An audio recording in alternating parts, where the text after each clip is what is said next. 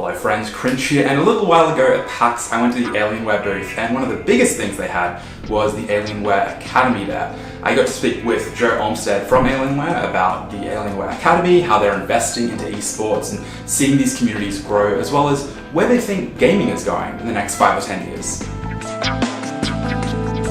I get asked actually all the time now from parents, right? Can you talk my kid out of being in esports, or can you talk my kid into being in esports, right? Esports is new. I mean, I've been playing games for years, but the idea that you can get paid to do it, I mean, that's like a dream, right? Well, the one thing that isn't there is care for the athlete, because they're athletes, or training, right? I mean, you get a bunch of league guys together and they're talking about, they have their own culture, their own vernacular, they have, everything is unique and they know how to move, and you have to learn all that. But the one thing you don't learn is how to be better. It's like, you know, in baseball you have a batting coach and he's watching every single swing telling you, okay, you got to move your arm different. You got to, you know, hold your finger differently.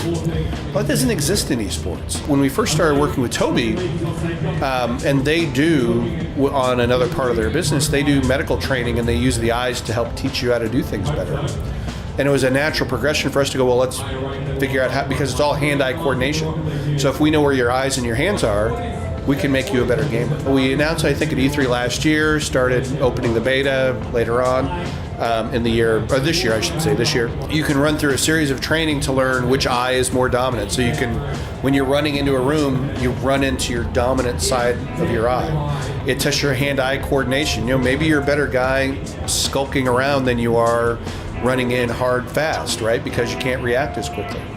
So it's all designed to help you become a better athlete in the game. That's getting someone trained in how to be a better player. Well, the other side is, if you go way back to early gaming, early football, early baseball, coaches had no consideration, owners had no consideration for the health and well-being of the players. And so over time, organizations and standardization and you know, taking into account, hey, if you have athletes, you have to feed them.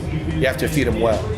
So we invested in the Alienware Training Center with Team Liquid in Los Angeles. What it does is it gives these players a place to go to work that's not where they live. They're not living in the house that they're playing in, so they start to get a little bit of work-life balance. We have chefs there that prepare their food instead of whoever the first guy out in the round runs to Taco Bell or orders a pizza. We have psychologists in there to help, you know, work through the incredible competition that is esports, because, you know, there's a whole bunch of people who don't really, they're just playing a game. It is every bit as intense mentally as any physical game out there, and you have to move quicker. You may not be doing big, broad running down playing footy, but you got to be able to get a lot of twitch and a lot of movement. You're moving all the time. You know, some CSGO players put the screen like right here. It's literally that close. So we're looking at, what do we do about eye strain? What do we do about wrist strain? We're looking at this more from the health of the athlete, because it's not going away. Gaming is innate in humans. It's just becoming more digital. We want to promote it being healthy, because the last thing we want, you know, there are always these horrible headlines of the worst case scenario, but, you know, let's get away from that and focus it on how we do more prevention and how we do more coaching. And that's what we're trying to do in esports. So when I think about where gaming is going, realism is going to, I think, be exponentially bigger or improving. The new RTX graphics cards bring a new element to what we can do inside of CGI. There's technology called foveated rendering, which is still kind of coming together. Foveated rendering means it knows what you're looking at, so it renders what you have and greatly increases the frame rates. I think what we're going to see is, one, more and more people are getting into gaming. More and more people want community gaming. The connection between everyone is going to get, you know, even more saturated. So we see better, you know, connection coming, which is drastically needed in a country like Australia.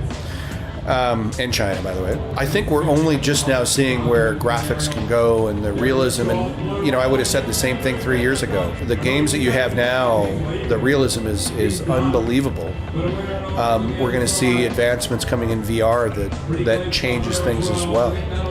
So I think the trend will be to get smaller and lighter. I think the trend will be to get even higher realism out of a game. And I think people will still want to come together, and I think there'll be more of a movement to actually get together instead of just stay separated at an Xbox at your buddy's house 6 miles away.